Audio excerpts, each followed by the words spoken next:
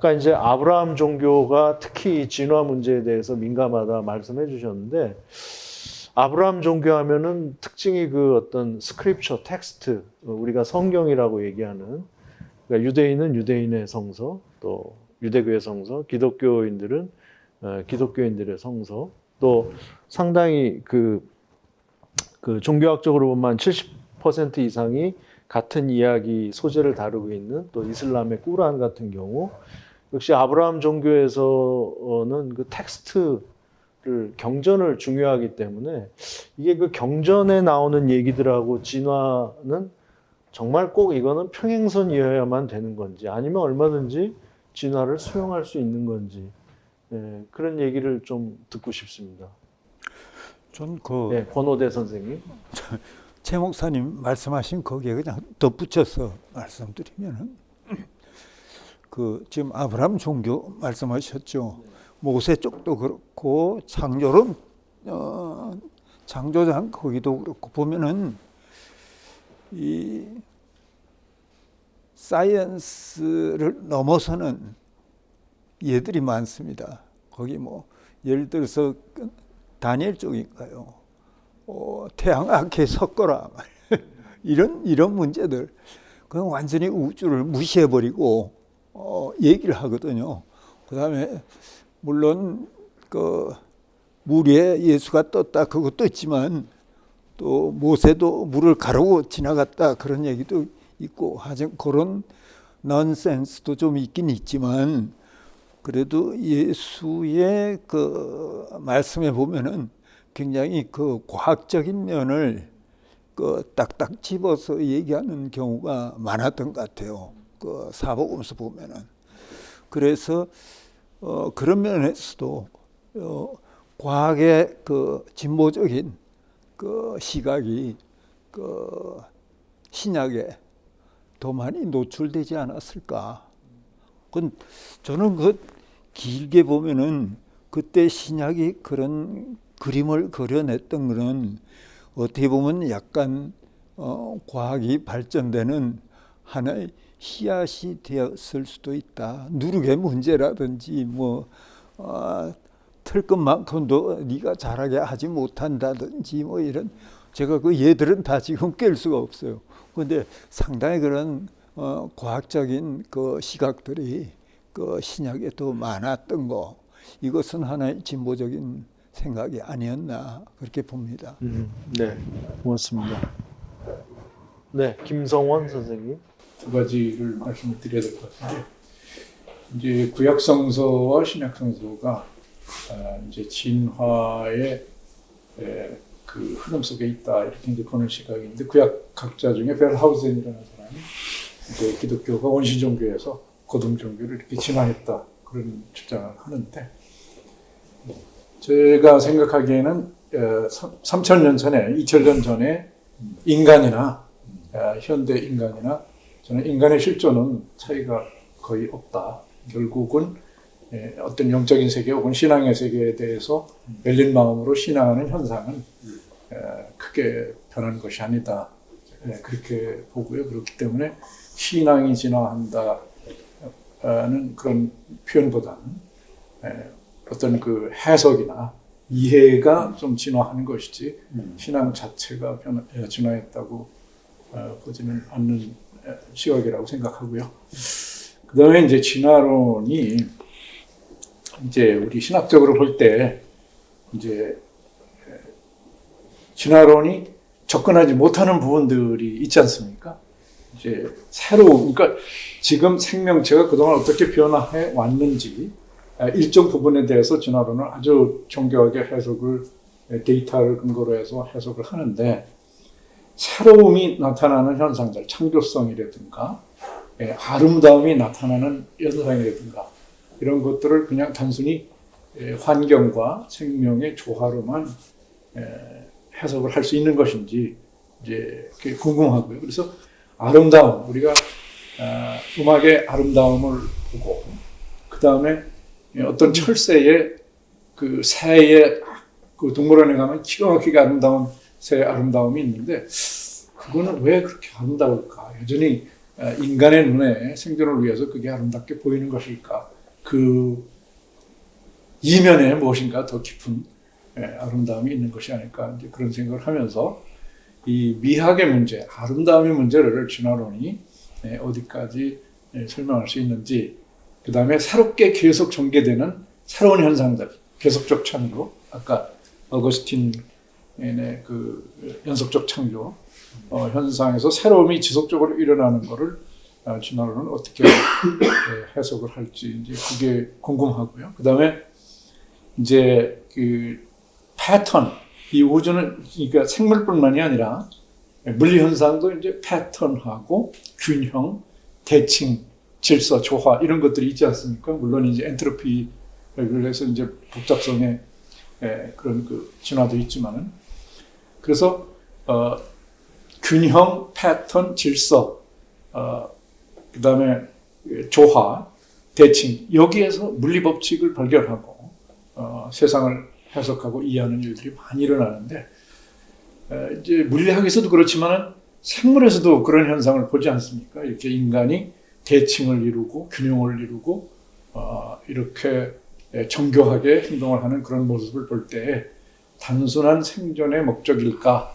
그 이외에 다른 차원도 있는 것이 아닐까?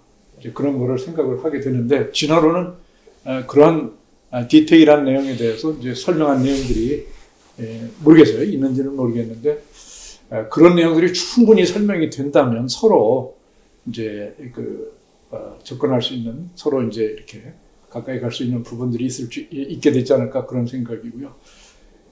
과학, 생물학, 진화생물학 이런 것들은 이제 창조 질서에 대한 해석 혹은 세상에 대한 해석으로서 이제 그거를 제2의 신학 혹은 제2의 그런 그 신학으로 해석하는 그런 그 복음주의, 보수주의 사람들도 있습니다. 그리고 요즘 복음주의 차원에서도 이제 과학에 관심을 갖고 과학과 신학에 대해서 탐구하는 경향들이 이제 늘어나고 있거든요. 왜냐하면 차세대에 교회가 과학에 익숙한 사람들을 무시를 하면 미래 교회는 상당히 어려울 수 있다는 그런 불안감에서 그렇습니다. 그래서 저는 그 신학에서 진화론을 바라볼 때 진화론이 그동안 하지 않았던 일들, 해석이 안 되는 일들도 솔직하게 설명을 해가면서 이렇게 신앙 세계에 대해서 혹은 종교 세계에 대해서 열린 마음으로 접근을 한다면 새로운 어떤 그 가능성이 열리게 되지 않을까, 그런 생각을 합니다. 네, 감사합니다. 다음은 어느 분께서? 제가 할까요? 예. 신재식 선생님. 진화론을 비롯해서 현대과학에 대한 태도부터 제가 한 두어 가지만 말씀드릴까 싶은데요. 아까 우리가 제일 현대과학과 진화론에 대해서 반대 입장을 취하거나 격렬한 비판적 입장을 취한 게 아브라함 종교들, 즉 셈족 계통 종교들이죠. 그래서 현 교수님 말씀하셨지만 이게 두 가지를 가장 강력한 동인으로 가지고 있죠. 셈족 계통 종교들은 일단 경전, 확고하게 정립된 경전들이 있고요. 두 번째는 강력한 유일신론, 이 두 가지가 결합되는데, 우리가 자연과학이나 진화론을 받아들이는 태도 또는 그것과 어떻게 조화를 이룰 거냐, 관계 설정을 할 거냐의 문제는 사실 확립화된 경전을 우리가 어떻게 대할 것이냐의 문제죠. 그러니까 경전 자체를 문자적으로 해석하느냐, 아니면 경전 자체를 좀 더 비판적으로 바라보면서 유연하게 해석하느냐에 따라서 이미 다른 학문 분야나 자연과학에 대한 입장을 결정하게 된다고 봅니다. 그리고 동시에 내가 생각하는 유일신 또는 믿는 하나님을 어떤 하나님으로 상정하느냐에 따라서 이미 결정되어 있고요.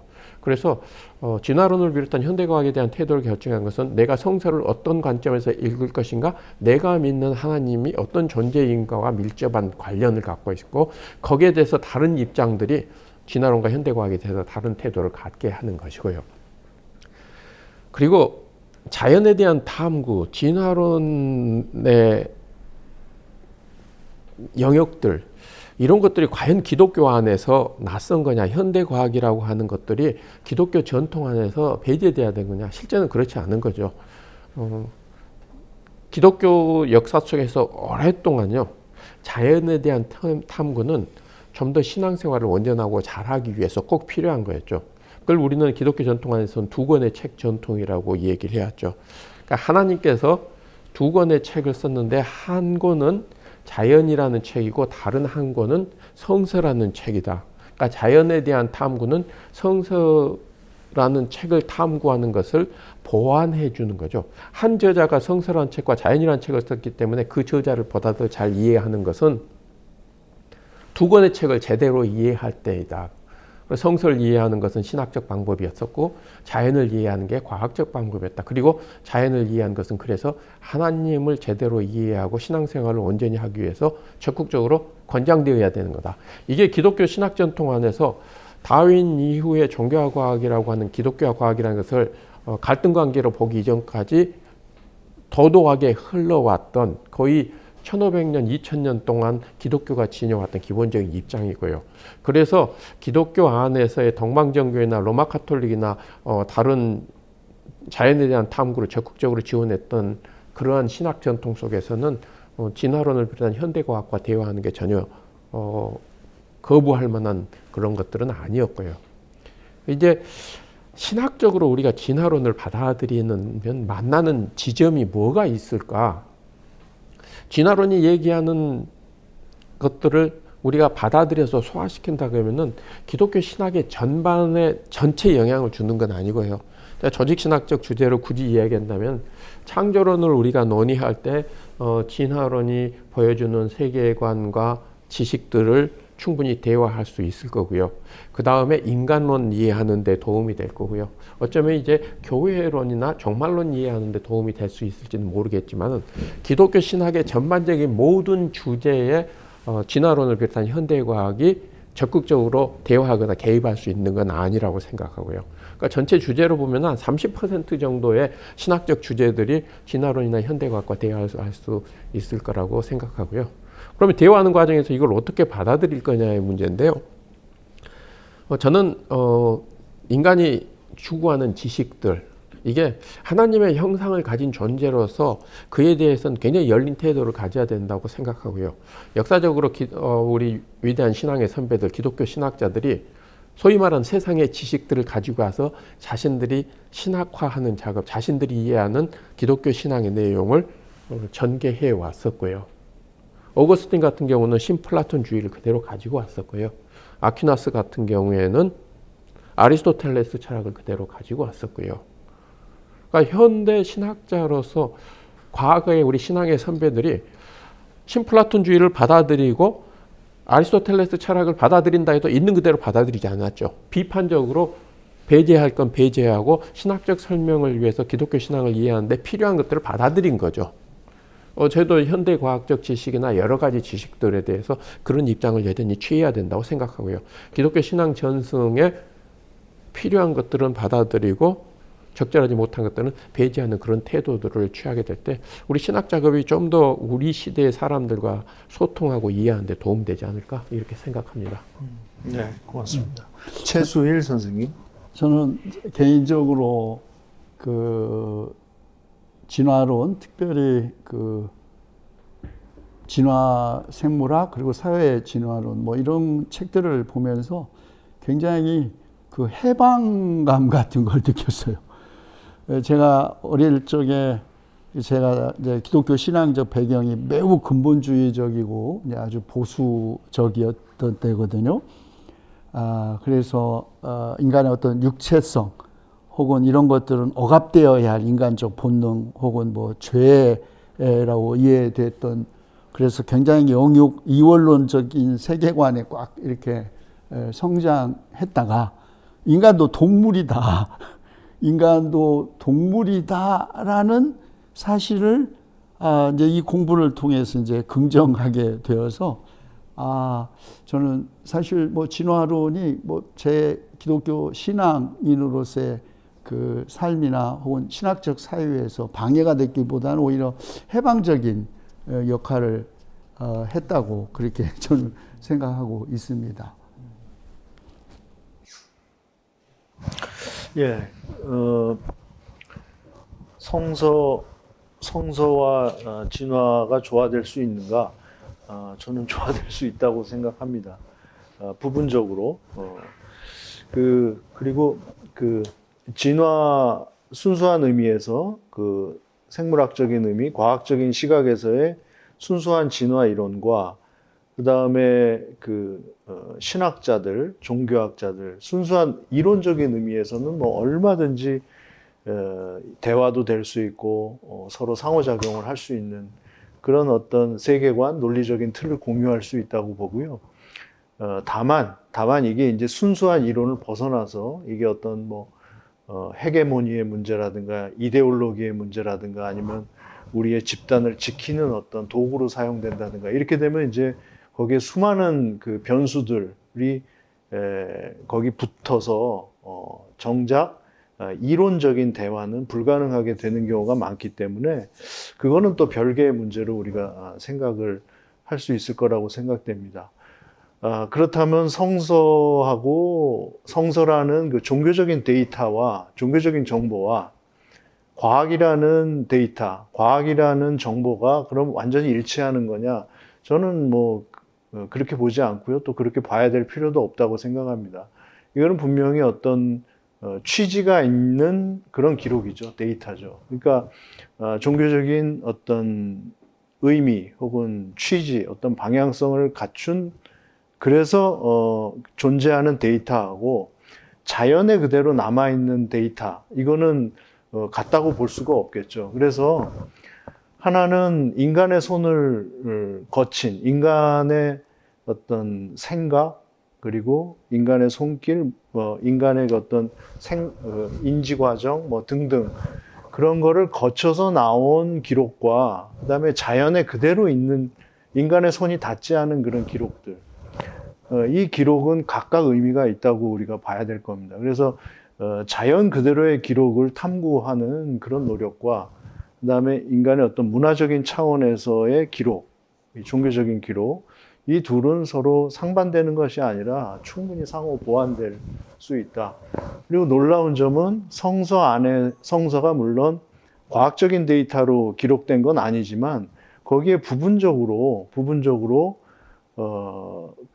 우리가 과학에서 생각하는 것들과 공유할 수 있는 부분이 없느냐? 그건 아니죠. 분명히 있다는 거죠. 왜냐하면 과학도 사람의 생각을 통해서 나온 거고 성서에 대한 해석도 사람의 생각을 통해서 나온 거니까 그 생각이 만나고 공유할 수 있는 지점이 분명히 있다. 그래서 진화에서 강조하는 그 변화의 메커니즘, 그런 걸 얘기를 했는데 성서 해석에 있어서도 그거를 오래전에 본 천재가 있었어요. 보니까 저도 이제 공부하면서 깜짝 놀랐는데 아까 말씀 중에 나오기도 했지만 그 아우구스티누스라는 천재가 있었죠. 그분은 그 당시에 우리가 지금 말하는 과학을 다 섭렵한 그런 아주 인재였죠. 그리고 그거를 기독교를 설명하는데 아낌없이 썼던 그런 이제 탁월한 지식인이었는데 그분이 쓴 책 중에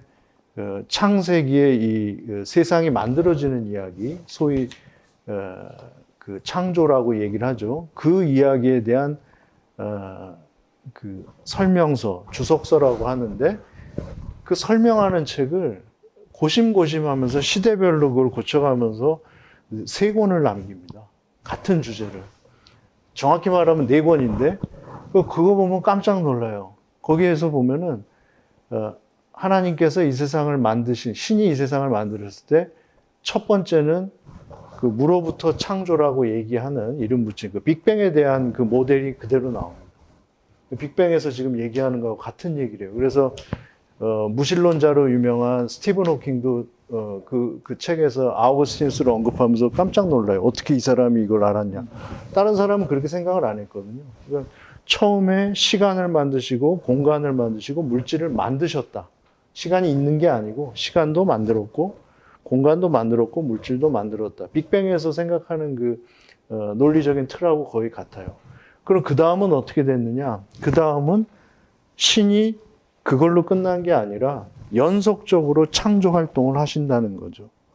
연속적으로. 종교인들은 그걸 구원이라고 설명하기도 하고 다르게 표현하기도 하지만 그걸 다 창조 활동이라고. 연속 창조 활동. 그걸 연속 창조라고 봤고 그 다음에는 아주 다른 세상. 그래서 이사야서나 뭐 요한계시록 같은 데서 얘기하는 내가 보니 이전에 하늘과 땅은 없어지고 새로운 하늘과 새로운 땅에서 정말 새로운 그 세계에 대한 그 새로운 창조. 그래서 제가 보기에 이제 다른 용어로 해보면요, 이거는 첫 번째는 뭐 기원에 대한 창조다, 무로부터의 창조다 이런 얘기를 쓰지만 논리적 모델로 보면 포인트 창조예요.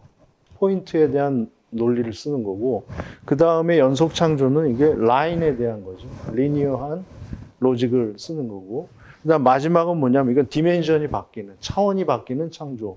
그러니까 포인트 논리, 그 다음에 선으로서의 창조 논리, 그 다음에 차원이 달라지는 창조 논리. 이 세 가지를 같은 텍스트를 놓고 해석을 해냈거든요.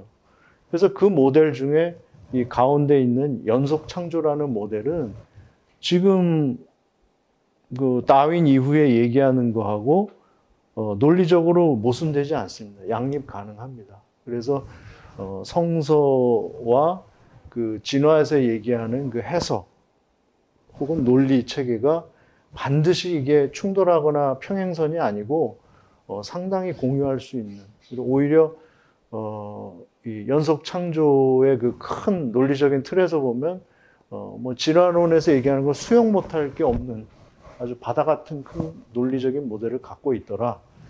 그런 점에서 충분히 조화가 가능하다. 저는 그렇게 생각을 합니다.